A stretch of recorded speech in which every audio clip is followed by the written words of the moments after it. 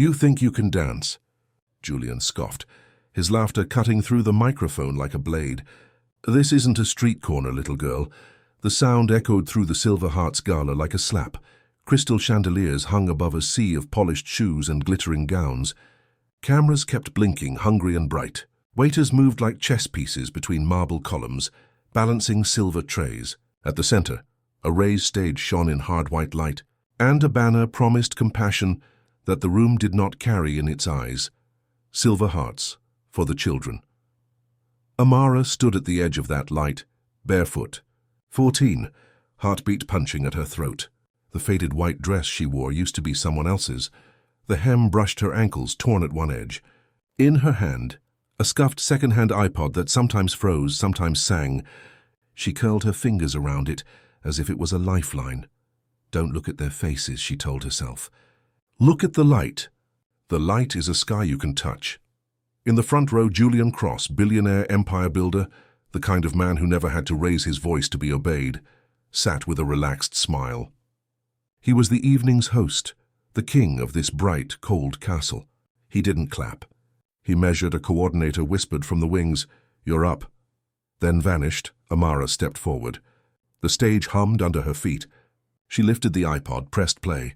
A thin orchestral track spilled into the ballroom, soft strings slightly distorted. She closed her eyes, lifted her arms, and began. Her first steps were shy. Ankles tight, toes careful. But the music reached for her, and something inside reached back. She spun. Not like a trained ballerina, no polished lines, no perfect turnout, but like a girl who had watched ballet through store windows and imitated it in reflections. Bus stops, puddles, dark glass. She danced the way people pray, without witnesses, with all the heart they own. In the first row, a woman masked a smirk behind a champagne flute. A man leaned to his friend, whispering, "Oh dear." The crowd didn't mean to be cruel, not at first. They were bored, and boredom often dressed itself as mockery. Julian tilted his head. "Is this the dance?" he murmured, amused. His assistant nodded without looking up from his phone. Amara took a breath and leaped. It wasn't high, but it was honest. Her heels skimmed the floor. Her arms traced the shape of a bird about to rise. She held the last pose too long, waiting for silence to feel like awe. A giggle slipped out from somewhere near the back. Another followed, brittle and small. Then Julian leaned toward his mic, not caring if it carried. "Street rhythm in a ball gown," he said, teasing. The room heard it. The room laughed. The sound hit Amara like cold rain. She wavered, stepped back. "Don't look at them." She turned and reached, trying to find the music again, trying to fold herself back into it. But her breaths were short now. Her balance went thin. Julian's voice rose, careless and clear. "You think you can dance? This isn't a street corner, little girl." The laughter burst wide open. Something broke. Not loud, no crack the room could hear. Just a small snap inside her chest, the kind you feel in your bones. Her fingers faltered on the iPod. The track stuttered, fizzled, died. The spotlight held her there, alone like a specimen on polished glass. She stared out. Rows of faces gleamed like coins. Pain pressed hot behind her eyes. She blinked hard once, twice. The tears came anyway, blurring the chandeliers until they looked like drifting stars. For a second, she imagined her mother's hand on her back, the way it used to be in a shelter hallway, guiding her forward. "Keep your chin high, little moon. Dance for the sky." Her chin stayed up. Her throat closed. Julian flicked 2 fingers to the DJ, dismissal dressed as kindness. "Let's move along." A tide of polite claps swelled and fell, thin and hollow.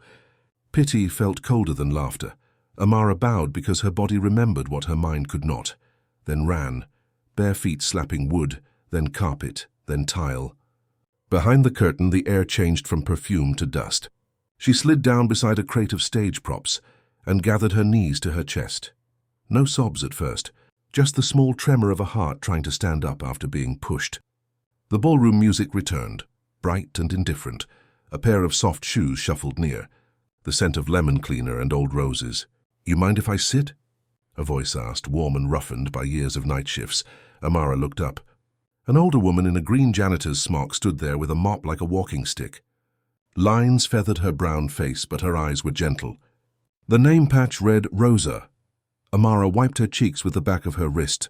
"I'm fine," she lied. Rosa lowered herself beside her, knees cracking. "Rooms like that love a good laugh," she said. "They'll forget what they laughed at by dessert." Amara swallowed. He laughed into the mic. Everyone heard. "Everyone always hears a rich man," Rosa said, not unkindly. "Doesn't mean he's right." Amara's fingers dug into the iPod. "I wanted 1 minute. 1 minute where they saw me, not my shoes." Rosa leaned her mop against the crate.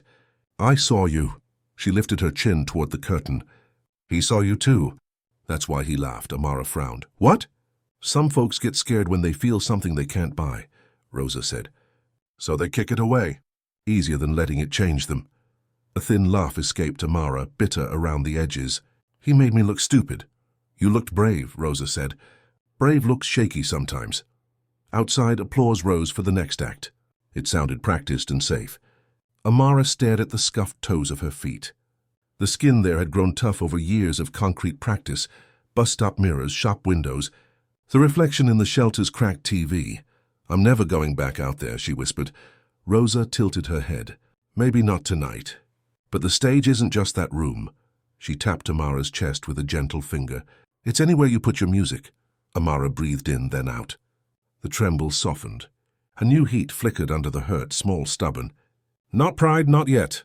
Something like anger learning to stand. From the ballroom, Julian's voice flowed again, smooth, confident, charming the room back to comfort. Amara's jaw tightened. She imagined his perfect smile, the lazy gesture that dismissed her like a smudge on glass. Rosa watched her face change and nodded to herself. "Good," she murmured. "Hold that." Amara glanced at her. "Hold what?" "The part of you that didn't break," Rosa said. "That's the part you build on." A waiter pushed through with a tray of empty glasses, glanced at them, didn't stop. People didn't stop for girls who cried behind curtains. The world moved on fast. Rosa stood slowly, picked up her mop. "I've cleaned this ballroom for 20 years, she said. "I've seen kings made and dropped between one song and the next. Rooms like this don't decide who you are. You do." Amara set the iPod in her lap and stared at the pause symbol on the cracked screen.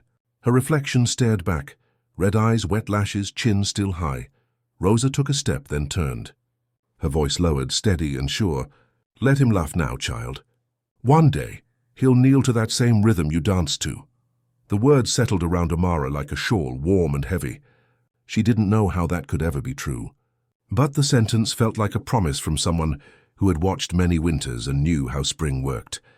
Out in the hall, the chandelier light spilled under the curtain like a bright border she wasn't ready to cross.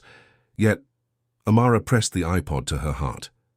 The anger inside her cooled into something cleaner. Not a vow spoken aloud, not a scene for anyone to see. Just a quiet decision. "I'm not done." Behind her, Rosa's mop swished across the concrete in soft, steady strokes, like a metronome keeping time for a dance that hadn't been choreographed yet. The ballroom laughed at a joke Amara couldn't hear. The laugh faded. The vow stayed. Rosa's promise lingered in the dim. "Let him laugh now, child. One day he'll kneel to that same rhythm you danced to." "I'll never step on a stage again," Amara cried, voice raw. "Not for people who only clap to see me fall." Her words hung in the dim backstage like smoke after a fire. She sat on the cold floor, back to a stack of folded curtains, clutching her worn shoes to her chest as if they could shield her from the sound of remembered laughter. The satin was frayed, the elastic barely holding. Each scuff told a story of concrete practice and stolen minutes. Rosa crouched beside her, knees creaking, the mop across her lap like a staff. "Then don't dance for them," she said softly. "Dance for the girl who walked onto that stage anyway." Amara pressed her eyes shut. The image wouldn't leave. Julian's smirk, the room's bright, easy laughter. It drummed inside her like a cruel rhythm. "I did everything right," she whispered. "I kept my chin up. I smiled. I tried." Rosa tilted her head. "You did one more thing, too. You showed them your heart." Her voice was warm but edged with steel. "Real power comes from people who get laughed at and stand up anyway." Amara let the shoes slide into her lap, fingers tracing a loose stitch. Her breath slowed. Rosa's words softened the ache, the way a hand warms a bruise. Still, hurt clung stubbornly like glitter from the ballroom that refused to brush off. "Come," Rosa said, shifting to stand. "Walk with me." They slipped through a service hallway, past crates and cables, into a narrow stairwell that smelled of dust and lemon cleaner. The gala's music faded to a muffled throb above. On the landing, Rosa tapped the mop handle against the rail. "Hold this," she said, planting its rubber tip on the cement. "Pretend it's a ballet bar." Amara blinked. "Here? Here," Rosa affirmed, "because stages are everywhere for the stubborn." Amara set one hand atop the mop, the other on the rail. The cool metal calmed her pulse. She raised to demi-point, ankles quivering, and lowered. The movement was small, but steady. Again. Again. Her breath found a rhythm separate from the memory of laughter. As she worked, the stairwell blurred, and another place bled in. Warm light, thin blankets, the soft clatter of dishes in a shelter kitchen. Her mother's hands, long fingers, calloused from work, clapped a gentle beat while little Amara hopped between tiles. "Left, right, float," Mama would say, smiling, voice thin from the illness that would later take her. "Listen to your feet, little moon. They have their own music." In the memory, the air smelled like soap and boiled rice. The TV flickered with a ballet she couldn't hear. Sound turned low so the babies could sleep. Amara mirrored the ballerina's arms in the screen's reflection, her mother's palm shaping her wrists into soft curves. Laughter then, real laughter, tender, the kind that kisses bruises away. A cough stole Mama's breath. Still, she kept the beat with her palm. Left, right, float. The memory shifted. A small office at Willowbrook Shelter. A matron in a stiff cardigan, glasses on a chain. "Practical dreams, Amara," she'd said, not unkindly, signing a form. "Girls like you don't get that far. Focus on school. Maybe nursing." It wasn't meant to hurt. It did anyway. A dull filing ache along the bone of hope. In the stairwell now, Rosa tapped the mop again. "Higher," she coached softly. "Not for them." "For you," Amara rose, calf muscles burning. She let the burn speak to something deeper, the place inside where her mother's beat still lived. She turned out, lifted, held, lowered. The trembling steadied. Her jaw unclenched. Rosa watched, pleased. "There," she murmured. "That's the piece the laughter didn't touch." They spent 15 minutes in that grey stairwell, tendus against concrete, pliés facing a red exit sign. Each tiny motion stitched something back together. When they stopped, Amara's hair stuck damp to her temples, and her chest rose and fell evenly. "Again tomorrow?" Rosa asked. Amara nodded, surprising herself. "After your shift?" "After my shift," Rosa confirmed. She lifted the mop, twirled it once with a showwoman's flourish. "I'll teach my hands how to clap proper counts. I'll teach your feet how to stand when the world tilts." A smile tugged at Amara's mouth, the first since she ran from the light. "Deal." They pushed through a back door into the night. The alley behind the hotel was slick with a thin sheen of drizzle, neon from a diner sign pooling in puddles. The city hummed with taxis and bus breaks, and the sighs of people who had somewhere to be. Rosa walked beside her to the bus stop, where the glass shelter held a warped reflection. Two figures, one small, one steady, both moving forward. On the bench, Amara set her shoes down and, without thinking, pointed her toes inside them, satin ragged. Dreams intact. The next days found them in secret corners, the empty catering hall at dawn, where Amara used a folded banquet table as a bar. Rooftop at dusk, where wind tugged at her dress and pigeons watched like silent critics. The bus stop glass, where she timed rond de jambe to the arrival bell. A narrow alley, where a line of bricks became an audience of quiet, red-mouthed witnesses. Rosa kept counts on her phone timer, tapped rhythms on her thigh, clucked her tongue when Amara's shoulders crept up with fear. "Down," she'd say, "down and proud." When the city slept, Amara practiced, numb feet on cold floors, stitching control into every wobbly line. She learned to balance not by shrinking, but by widening, shoulders open, chin level, the way her mother had shown her in a mirror made of darkness and television light. Between practices, she worked at the shelter's homework table, pencil smudging her fingers, eyes flicking to a video of ballet basics on a borrowed tablet. In the corner, a little girl watched her and copied her arm path, starstruck. Amara corrected her gently. "Soft wrists. Like you're holding a cloud," the girl giggled. "Clouds are heavy." "Then hold a piece," Amara said, and they both laughed for real. Meanwhile, across town, the gala stretched long into night. Julian Cross basked in flattering light and empty praise, his smile easy, his cufflinks catching chandeliers like prisoner stars. Another successful evening, someone told him. He lifted his glass. "To standards," he said, amused. The word tasted good to him. He didn't see the camera phone in the balcony that had captured his joke, his smirk, the precise moment a young girl's music died. He didn't hear the first notifications tone like distant rain, or watch the clip jump from one account to 1,000. In his mind, the event was a win. The room adored him. Tomorrow would be the same. On the rooftop, Amara drilled a slow adagio, hair lifted by the soft city wind, eyes narrowed in quiet decision. Doubt still lived in her blood. But a warmer thing lived beside it now, the stubborn ember of someone who had stood in a hard light and learned she could survive it. Rosa's phone buzzed in her pocket. She ignored it for the count of 8, then pulled it free to check the time. The screen lit her face blue. Her smile faded. Her brows rose. "Amara," she said carefully. Holding the phone so the girl could see, a headline blazed across the screen. Crisp as winter air. Millionaire laughs at orphan girl, internet outrage explodes. The city kept humming under their feet, but the ground of their story shifted. "Mr. Cross, sponsors are pulling out. The internet wants your head." The voice on the phone was trembling. Julian Cross sat upright in bed, silk sheets tangled around him. Sunlight bled through the floor-to-ceiling windows of his penthouse, painting the marble floor in gold.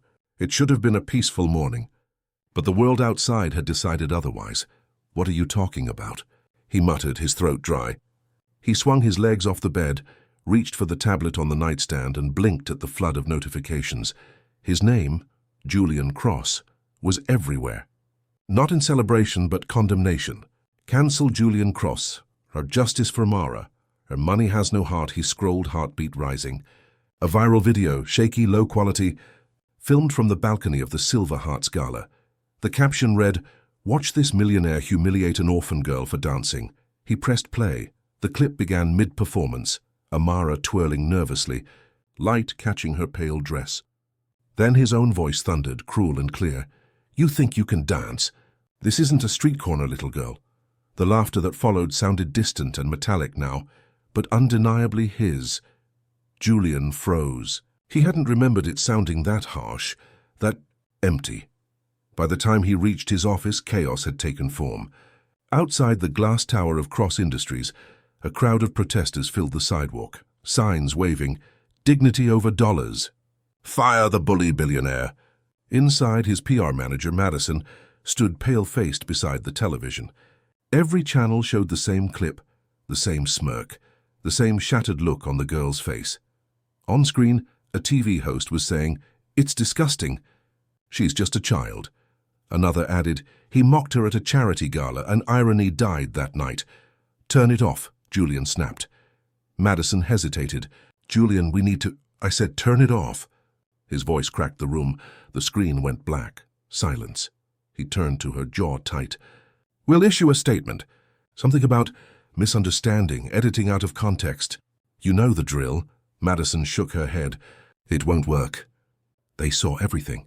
3 sponsors have already pulled out. 2 more are reviewing contracts, Julian paced. His reflection in the office glass looked different. A man cornered, not commanding. "Fire the PR team," he barked suddenly. "All of them, useless." Madison swallowed. "You can't—" "I just did." He dismissed her with a flick of his hand. When the door closed behind her, the silence rushed back in. He dropped into his chair and stared out over the city skyline. For the first time in years, he felt something he couldn't buy away. The sharp, cold edge of fear. That night, his penthouse was quiet. Too quiet. He poured himself a drink but didn't touch it. The news played in the background, another panel dissecting his downfall, freezing his laughter on replay. He muted the sound and leaned back. Head throbbing, it was strange. The silence brought another sound. Faint, remembered music, not from the gala. From long ago, he saw a cramped kitchen with peeling yellow wallpaper. A boy, himself barely 10, danced in socks on a linoleum floor. His mother laughed softly, turning in rhythm with him, holding a wooden spoon like a microphone. The record player crackled with an old jazz tune. She had been poor, but her smile had made the whole room glow. "See, Jules?" she'd said, breathless, spinning him. "You don't need fancy places to dance. You just need a song in your heart."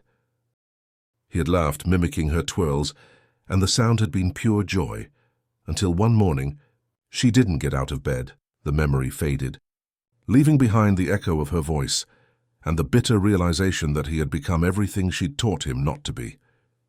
Julian walked to his office window, drink untouched in hand. The city glittered beneath him 1,000 stories high. Somewhere out there, cameras still replayed his cruelty on a loop. His empire, built on image and control, now teetered because of one careless moment. He turned back to the muted screen. The image froze on Amara's face, small, frightened, standing in the spotlight she never asked for. Tears streaked her cheeks. Her lips trembled, but she didn't run at first. She tried to keep dancing. Something twisted in Julian's chest. He hit play again. His laughter filled the room. He heard it as the world did now, sharp, ugly, hollow. He watched his own face, the satisfied smirk that now looked monstrous. He paused it halfway through and sank into the couch, elbows on his knees. "What did I do?" he muttered, voice shaking. No one answered. The phone on the counter buzzed again, news alerts, statements, editorials. He ignored them all. Instead, he replayed the clip one more time, eyes fixed on her final expression, that silent look of betrayal, of pain too deep for words. He could almost hear his mother's voice again, faint but firm. "Be kind, Jules. Power means nothing if it makes you cruel." Julian pressed his palms to his face, dragging down slowly until he saw himself again, tired, cornered, human. Outside, thunder rolled faintly over the city. He picked up his phone, staring at his contact list. For once, no amount of names or influence mattered. The noise in his mind quieted until only one thought remained. "Find that girl," he whispered. The words hung in the still air, not an order, but a plea. Julian set the phone down on his desk, his reflection flickering in the glass. The image of a man stripped of armor, staring at the first crack in his empire and realizing it began inside himself. "I don't need your apology," Amara said coldly. "You took something you can't buy back." The words landed harder than any headline. They cut through the swarm of microphones, camera flashes, and carefully staged sincerity like a clean blade. Julian stood on the orphanage steps in a tailored charcoal suit, rain glossing the shoulders despite the black umbrella a handler held over him. Behind him idled a convoy of glossy cars. In front of him, a small crowd pressed close. Neighbors, reporters, 2 curious schoolboys hanging off the gate. A red light on a camera blinked like a steady pulse. He had rehearsed kindness on the drive over. He had practiced humility in the mirror. He had even believed it for a moment, the way a practiced liar occasionally tells a truth and surprises himself. His aide lifted a white envelope, the size that meant 7 figures. The envelope looked obscene in the grey light. "We want to support Willowbrook," Julian began, voice softened, eyes directed at the lens that mattered most. "And we want to support Amara's—" Amara stepped out from the doorway, then small against the brick, hair pulled back, jaw set. She wore an oversized hoodie under a thin coat, as if she had never learned the grammar of winter. In her hand, those same worn shoes, knotted together by their ribbons. Rosa hovered behind her, one hand on the doorframe, the other tucked into her smock, watching. Amara didn't look at the check. She looked at him. "You humiliated me," she said, voice level, not loud, "in front of people who clap for money. You can't fix that with money." A murmur ran through the crowd. A reporter raised a mic. "Amara, are you rejecting Mr. Cross's donation?" Amara's eyes never left Julian's. "I'm rejecting his stage." She turned, gave the cameras her profile, and the lens loved her, the quiet defiance, the impossible smallness standing up to an empire. The boom mic leaned closer like a flower toward sun. Julian felt his prepared lines evaporate. He held the envelope a second too long, then handed it to his aide to hold as if the transfer itself carried guilt. "I was wrong," he said to her, not to the cameras. "I'm sorry." The word snagged in his mouth, unused to being spoken without a leash. It tasted small. Amara's reply was a whisper that hit like thunder. "Be sorry somewhere I can't hear it." Then she stepped back through the door. Rosa followed, pausing only to give Julian a look that was not cruel, not kind, just assessing. She closed the door gently, as if the noise outside could be shut out by care. Silence gathered in the small space left behind her. Then the reporters filled it, shouting questions, turning the scene into meat for the evening news. The envelope reappeared, was photographed, became an icon of performative mercy. Someone cheered. It sounded wrong. Julian descended the steps without another word, his handler and umbrella moving with him like shadow puppets. Cameras chased. "Mr. Cross, will you donate anyway?" "Mr. Cross, do you feel ashamed?" "Mr. Cross, are you canceling the gala program?" He entered the car and shut the door softly, like a man closing a casket. That night, the footage was everywhere. His apology, her refusal, the clean, indisputable power of a girl saying no. On one channel, a panel argued over sincerity. On another, they split the screen. Julian's face on the left, Amara's on the right. Numbers running beneath like a stock ticker. Lost sponsors, trending hashtags. Clips viewed in the millions. He muted the TV and watched her walk away again. And again, something unfamiliar stirred behind his ribs. It wasn't anger. It wasn't fear. It was a cousin to both, an ache with respect stitched through it. She had told him no in a room that taught girls like her to say yes for survival. She had done it without spectacle, without spite. His PR director, he'd reinstated her hours after firing, called to say the stunt had failed. "You look calculated," Madison said, tight and tired. "People can smell the choreography." He sat with that, staring at Amara's pale hoodie on screen, the way she had held those shoes like a flag no one else recognized. He turned off the TV. "Find Rosa," he said to no one, then to the room-wide intercom that carried his voice through the penthouse. "Please." The Willowbrook hallway smelled like soup and bleach and 1,000 quiet heartbreaks. Rosa met him in the office after lights out, the clock's second hand a soft metronome. "What does she want?" Julian asked, surprising himself with the lack of preamble. "Really?" Rosa studied him, the fold of her arms a barrier and a consideration. "You want the polished answer or the true one?" "The true one. To be seen," Rosa said. "Not bought." He let the words settle. "What does that look like?" "Depends on the eyes doing the seeing," Rosa replied. She softened just a fraction. "You want to help? Take your cameras and your envelopes somewhere else. Sit in the back and learn the beat." "The beat?" he echoed. Rosa tapped her palm lightly, counting something only she and Amara could hear. "The tempo it takes to survive humiliation and still move." He nodded, and the nod reached deeper than habit. "Thank you." "Don't thank me yet," Rosa said, and the corners of her mouth hinted at a smile. "You'll be late." "Late for what?" "For starting over," she said and showed him out. That week, Julian became a shadow against the city's night. He left the penthouse in a thrift store jacket and a baseball cap, a scarf hiding the sharpness of his jaw. Madison would have had a heart attack if she'd known, but he didn't tell her. He turned off his phone and let the city teach him other languages. Bus breaks, alley cats, the base of a train passing under his feet. He found her beneath the 9th Street overpass, where 2 rusted pillars framed a triangle of concrete that locals called the understage. The city had left a patch of daylight there, and the neighborhood had claimed it. Amara stood in the center, hair braided, hoodie sleeves pushed to her elbows. 5 kids circled her, laced sneakers, mismatched socks, all eyes. She clapped a count, patient but unyielding. "Again," she said. "You don't start with speed. You start with center." She touched her own sternum. "Here." A boy tried a turn, stumbled, swore. She caught his elbow before he ate concrete. "Watch your eyes," she coached. "Pick a point. Hold it like it owes you rent." The kids laughed. They tried again. They got better. Julian stood behind a pillar and let the lesson wash over him. He saw how she held the space, firm, kind, exact. He saw the way the children straightened when she spoke their names like music. He watched her do what he could not, turn thin resources into abundance with nothing but attention and grit. When she danced, demonstrating a phrase, a breath, silence gathered. Not because it was perfect, but because it was whole. He didn't clap. He didn't move. He just stood with the rest of the city's dark, letting a new rhythm teach his bones. On the 4th night, clouds stacked heavy over the bridge like a held breath. Wind threaded through the girders with a low warning moan. Amara checked the sky, counted the minutes left in light. 2 more runs, she told the kids. Then home. The first cold drops fell, fat and spaced, making dark coins on the concrete. The audience, 3 neighbors, an old man with a transistor radio, shifted under a leaking awning. Somewhere thunder rolled. Amara nodded to the small Bluetooth speaker on a milk crate. Music stuttered alive.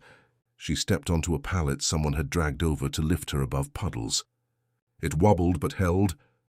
"Center," she called, more to herself now. She moved, sharp, then soft. The kids watched, eyes wide. Rain stitched lines across the air. A harder gust knifed through the underpass. The pallet shuddered. One of the cinder blocks supporting it slipped on wet concrete with a scraping squeal. "Amara!" One of the kids shouted. Julian was already moving, stepping from shadow into light without thinking. Cap forgotten, scarf falling. The pallet tilted. The small stage collapsed in a rotten wood sigh. Amara's ankle rolled with a sick pop.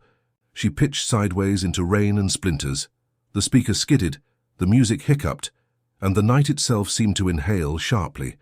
Julian reached her in 3 strides as water turned the ground slick. He dropped to his knees in the pooling rain. "Amara!" he called, voice raw, unmasked. Her face tightened, pain and shock, eyes unfocused. Rain washing her hair to her cheek. Above them, lightning flared, turning the underpass white. The thunder that followed swallowed his next word as he slid his hands under her shoulders to lift, while around them, the city held its breath. "She's hurt." "Someone call an ambulance," shouted a bystander as Amara fell, clutching her leg. Rain hammered against the underpass, like 1,000 hands drumming in panic. The crowd scattered. Hoods pulled tight, phones lifted to film. The makeshift pallet stage lay collapsed in a mess of splinters and cinder blocks. Water pooled beneath it, dark and rippling. Julian pushed through the chaos. "Move!" he shouted. His cap slipped off, rain flattening his hair to his forehead. For the first time, everyone saw who he was. Gasps followed like thunder. "Is that Julian Cross?" someone whispered. "Why's he here?" another asked. Cameras turned, lenses glinting through the rain. Julian didn't care. He dropped to his knees beside her. Amara's face was white with shock, her hands gripping her ankle. Rain streamed down her cheeks, mixing with tears she didn't have time to hide. "Don't," she tried to say, voice strangled by pain. "It's okay," Julian said, breathless, not believing his own words. "I've got you." He slid his arms under her shoulders and knees. She winced, gasping sharply, but didn't push him away. The world around them blurred into a wash of shouts and flashes. Phones recorded, capturing a billionaire kneeling in the rain, holding the girl he once mocked. He stood, her weight light but heavy in meaning, and carried her toward his black sedan parked under the overpass. The cameras followed, flashes popping against the storm. "Julian, over here. Is that the same girl from the video? What's happening between you two?" The door slammed shut, cutting the noise. For a moment, the only sound was Amara's ragged breathing and the rain against the roof. "Hospital," Julian barked to his driver. "Now!" The car lurched forward through flooded streets. Amara clutched the seat, eyes squeezed shut, trying not to cry. Her ankle throbbed like fire. She opened her eyes long enough to see his reflection in the window, jaw tight, eyes forward, wet hair dripping onto his collar. "Why?" she muttered weakly. "Why are you here?" Julian looked at her, startled by the question, then answered the only truth that rose through the noise. "Because I couldn't walk away this time." At St. Francis Hospital, nurses rushed her inside. Julian followed despite their protests.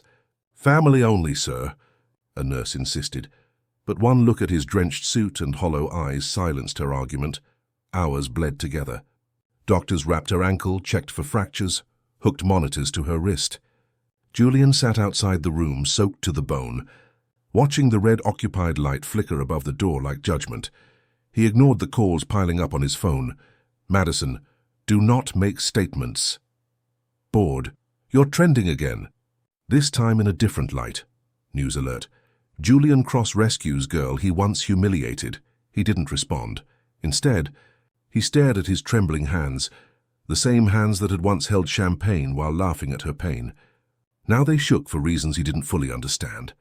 When a nurse finally waved him in, the storm outside had softened to a mist. The world felt quieter. Amara lay asleep, ankle elevated, skin pale against the hospital white. Her breathing was steady now. A small strand of hair clung to her cheek. He reached out instinctively to move it, then stopped halfway, unsure if he had that right. He sat.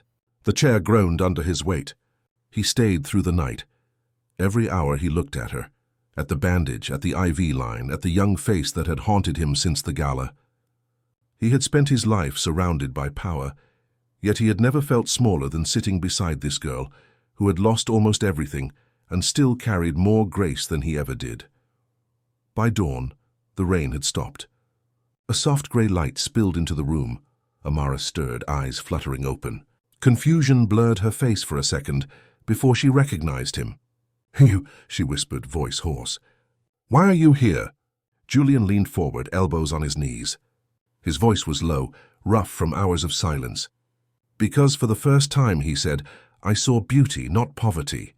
Her gaze flickered with disbelief, then something softer, something she didn't want to name. She turned her head away. "You don't have to say that. I know," he smiled faintly. "But it's true." They sat in the stillness, the faint hum of hospital machines the only sound between them. Finally, Amara sighed. "You shouldn't have come." Julian looked at her ankle, then at her. "I had to. You don't know what that night did to me." Her tone sharpened slightly. "That night did something to me too." He nodded, guilt tightening his throat. "I know. That's why I want to help. On your terms, not mine."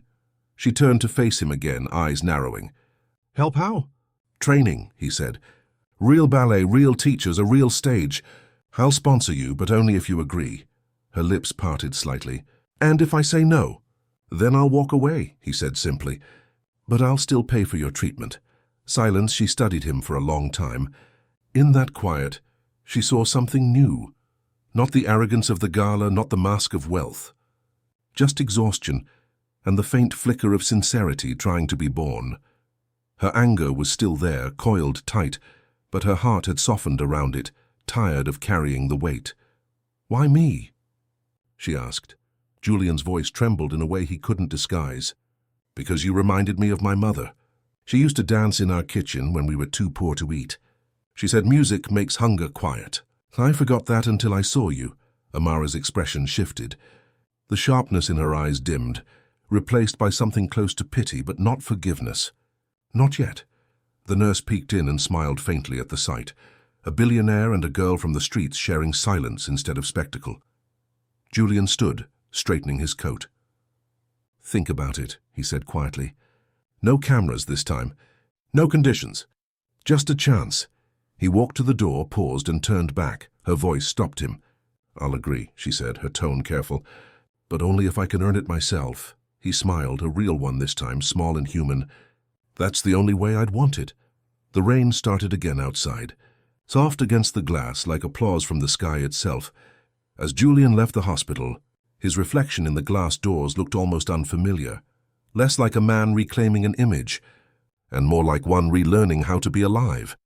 Inside, Amara whispered to herself, "Earn it," and tightened her grip around the blanket, already planning her next step. "I won't dance for your forgiveness," Amara declared, standing center stage beneath the golden lights. "I'll dance for every child they laughed at." Her voice carried through the vast ballroom. The same one that had once been her place of humiliation, the Silver Hearts Gala, reborn now with a different name glowing in white and gold across the stage backdrop, the Rebirth Gala. The crowd, hundreds of faces, polished and expectant, fell silent. They had come to see a performance. What they were about to witness was a reckoning. A year had passed since the night under the bridge, since the hospital, since she had told Julian she would only accept his help if she could earn it. And she had. He'd funded her training quietly, with no cameras this time. She studied ballet under real mentors, practiced 12-hour days, worked part-time to cover travel, shoes, meals. He kept his promise, never interfered, never treated her as charity.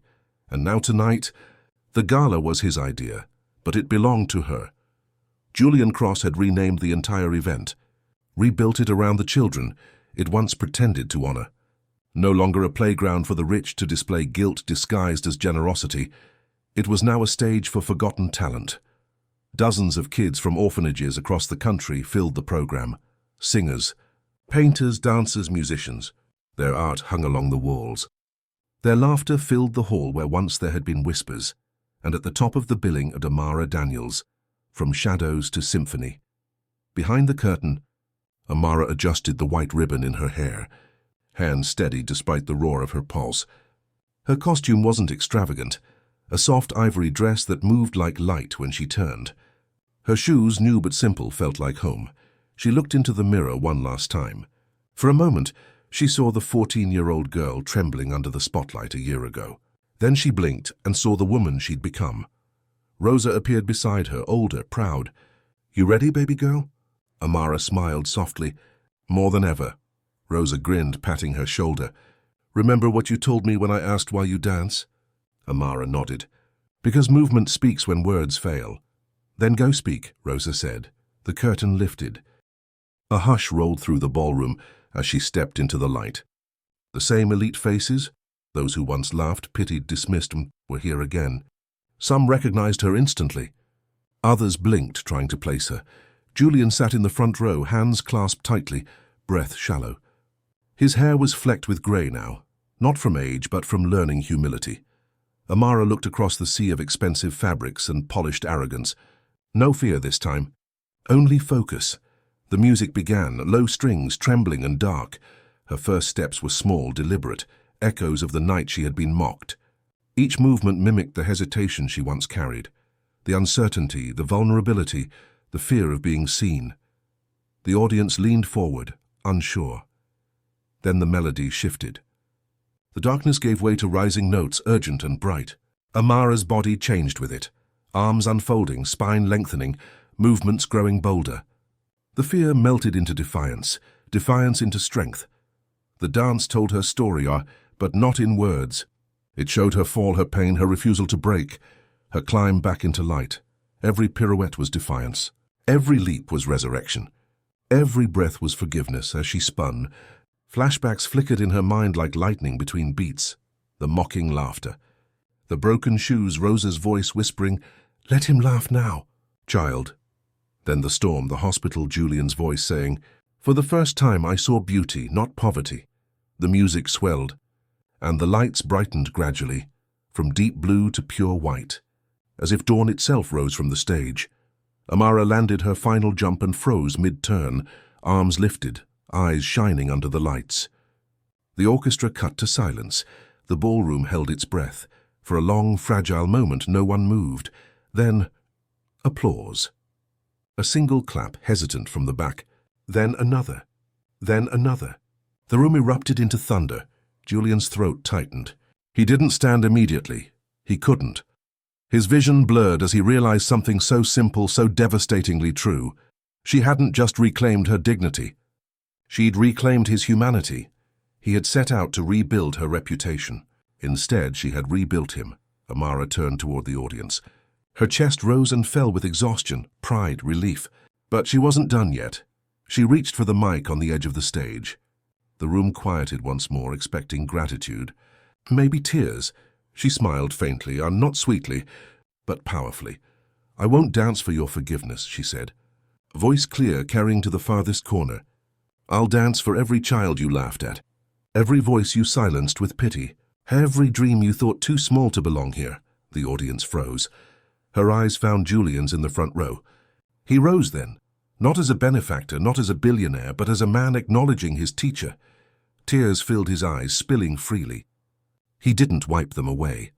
As the orchestra returned soft and triumphant, children from the orphanages began to appear from the wings, joining her, each holding a candle that glowed faint gold. Together they formed a circle around her, moving slowly, the light spreading until the stage looked like a constellation of hope. Above them, the gala banner shimmered again, the rebirth gala. "For them, by them." Julian whispered to himself, voice barely audible over the music. "You saved me." Amara. He realized it wasn't guilt that filled him anymore. It was gratitude. The final chord lingered in the air. Amara took one step forward, into the center of the spotlight. The same place she had once stood, humiliated, trembling. Only this time she was unshaken. She lifted her chin, eyes glimmering with quiet defiance. The mic gleamed at her lips. "Now tell me," she said softly, each word a blade wrapped in grace, "you still think I can't dance?" Silence. Then the room exploded into applause that seemed to shake the chandeliers. Cameras flashed again, but for once she didn't mind. They weren't laughing now. They were listening. Julian clapped until his palms stung. Rosa wiped her eyes backstage, whispering, "I told you, baby girl." "The world turns." Amara bowed, her shadow stretching behind her, no longer a mark of shame, but proof that she had stood in the brightest light and claimed it. As the crowd surged to their feet, Amara caught sight of a letter resting on the stage steps, embossed with the seal of the Paris International Ballet Conservatory. She smiled, breathless, knowing the next dance would begin an even bigger story. "You were right," Julian said quietly, his voice barely cutting through the noise of the celebrating crowd. "Money made me blind." Amara turned. Behind her, the stage lights were dimming, the applause from the Rebirth Gala still echoing through the ballroom like distant thunder. But here backstage, between velvet curtains and shadowed walls, everything was still, the kind of stillness that follows a storm. Julian stood there. No entourage, no cameras, just a man stripped of power and polish. His tuxedo jacket was gone, his shirt sleeves rolled up, tie hanging loose like a man finally out of breath. His eyes, one for once, held no trace of ego. Only humility. "I spent my life thinking compassion was a transaction," he continued. "You give, you get praise. You donate, you earn respect. But what you gave tonight," his voice cracked softly, "you gave without asking for anything back." Amara studied him for a moment, uncertain how to respond. For so long his voice had been a weapon, sharp, cutting, unforgiving. Now it sounded fragile, almost human. "You didn't need my forgiveness, Julian," she said softly. "You just needed to see what kindness really looks like." He smiled faintly. "You showed me." They stood there in the half-light, surrounded by the faint hum of the orchestra packing up, the laughter of children echoing down the hall. Julian gestured toward the stage. "I have something for you," he said. Amara raised an eyebrow. "If it's another donation check, I'm walking out." Julian laughed, the first real laugh she'd ever heard from him. Not the polished kind. Not cruel. Just honest. "No, no more checks. This time it's a promise." He reached into his coat pocket and handed her a simple white envelope. Inside was a folded letter, printed on gold-trimmed stationery.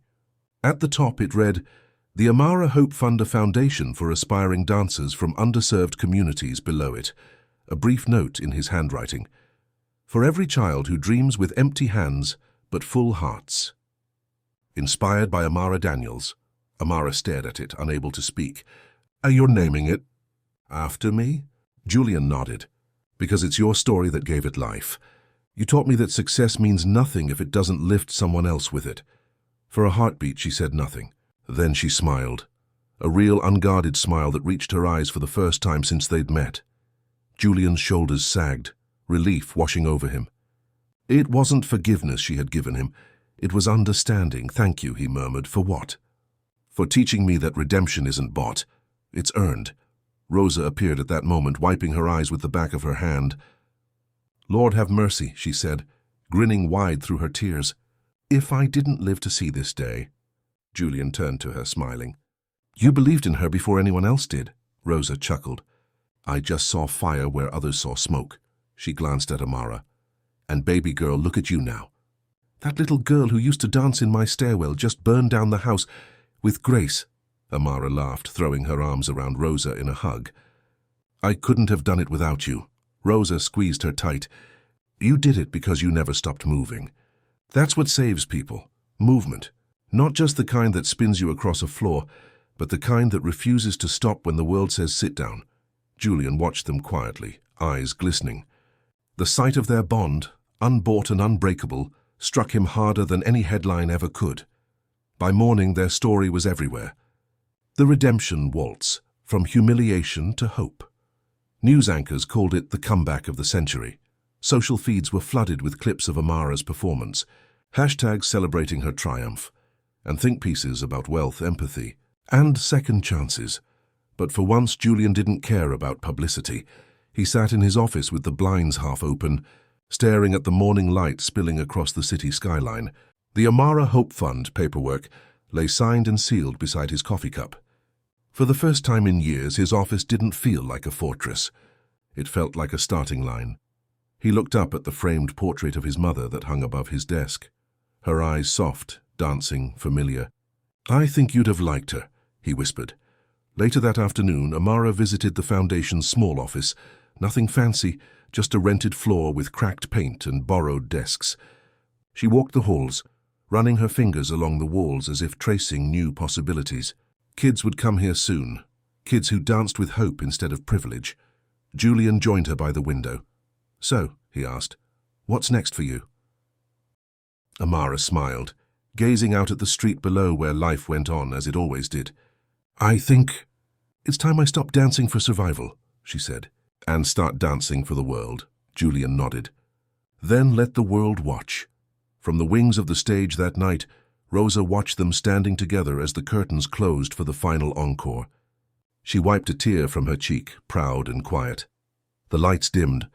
The crowd dispersed, and for a moment, the ballroom felt almost sacred, not because of its grandeur, but because of what it had witnessed. Rosa whispered into the empty space. "The world turns, just like I said." Later that evening, Amara sat in her dressing room, removing her ballet shoes carefully, one ribbon at a time. On the vanity beside her rested the letter from Julian, the Amara Hope Fund. She smiled at it, grateful, but her gaze was drawn to another envelope beneath it, one she hadn't noticed before. It bore a seal she didn't recognize, a golden crest stamped with a silhouette of a dancer mid-leap. Curious, she opened it. Inside was a single sheet of parchment with elegant handwriting. "Dear Miss Amara Daniels, we were deeply moved by your performance at the Rebirth Gala. The Paris International Ballet Conservatory invites you to join our company as a lead performer for the upcoming world tour." Echoes of light. Her breath caught.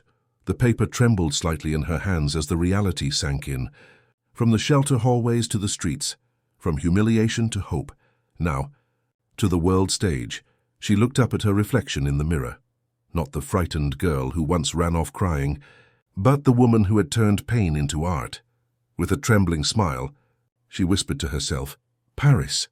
Outside the window, the city lights flickered like a constellation of dreams waiting to be reached. Amara folded the letter against her chest and whispered, "Mama, I'm ready." She once danced barefoot on broken streets. Now she dances for the world. The news anchor's voice echoed softly across 1,000 television screens as images of Amara filled the airwaves, stepping off a gleaming airplane, smiling shyly beneath the flash of cameras. Her story had circled the globe by now. The orphan girl, once mocked under the Silver Heart's chandelier, had become an international symbol of resilience, the girl who danced through the storm. At the Paris airport, Amara inhaled deeply, the cold European air sharp and unfamiliar. She clutched her duffel bag, worn but beloved, the same one Rosa had given her back at the shelter. A tag dangled from its zipper, handwritten in Rosa's looping script. "Keep dancing. The world's watching now." Her steps echoed through the marble terminal as a driver waved a sign reading, "Paris International Ballet Conservatory." She smiled, a small, nervous curve of her lips, and walked toward her new beginning, a black car slicing through Parisian streets at dawn. The Eiffel Tower in the distance, faint and silver. Amara rehearsing alone in an empty studio, the floor polished like water. Her reflection staring back at her, older, steadier, no longer the trembling girl who once ran from laughter. Her body spoke in rhythm and grace now. Every movement was a conversation between pain and triumph. Meanwhile, across the ocean, in a quiet penthouse high above Manhattan, Julian Cross stood before a television screen. The same news broadcast played. The same words. She once danced barefoot on broken streets. Now she dances for the world. Julian didn't smile at the headline. He simply breathed, slow, full, human. His office no longer gleamed with the arrogance of wealth. The walls were softer now, adorned with children's art from the Amara Hope Fund. Crayon-drawn dancers, stick figures with hearts where faces should be. Hope framed and hung like gold. On his desk sat a single invitation, embossed with the crest of the Paris Ballet. He had been invited to the premiere. He hadn't replied. Instead, he had sent roses. White ones. The card had read, "Break the world's silence tonight." The grand chandelier dimmed and murmurs rippled through the packed theater. Critics, celebrities, world leaders, all gathered under the vaulted ceiling to watch the girl the world could not stop talking about. Behind the curtains, Amara stood barefoot for a moment, shoes dangling from her fingers. She pressed her palm to her heart and closed her eyes. "Mama," she whispered silently, "I'm here now. I made it." A stagehand called 2 minutes. She slipped into her shoes, tied the ribbons tightly, and stepped toward the light. The music began, a haunting, rising symphony. The curtain lifted. Amara moved like a story retold through movement, fluid, fierce, flawless. Her dance was no longer about proving herself. It was about remembering. Every step was a ghost turned into light. Every twirl carried the echoes of laughter she once endured, now reshaped into applause. Every leap defied gravity and history at once. The crowd was spellbound. The world, watching live, fell silent, thousands of hearts rising with her final turn. She ended mid-spin, arms lifted, head tilted upward as if catching the last note before it disappeared. The orchestra hushed. Then, applause. It started softly, then built like thunder rolling across the earth. The entire hall rose to its feet.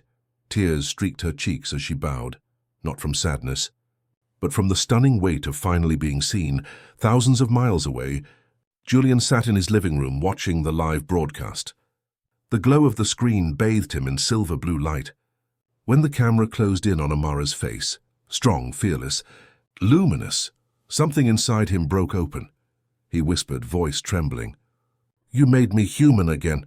He turned off the television and sat in silence, letting the words hang in the air, a confession to no one but the night.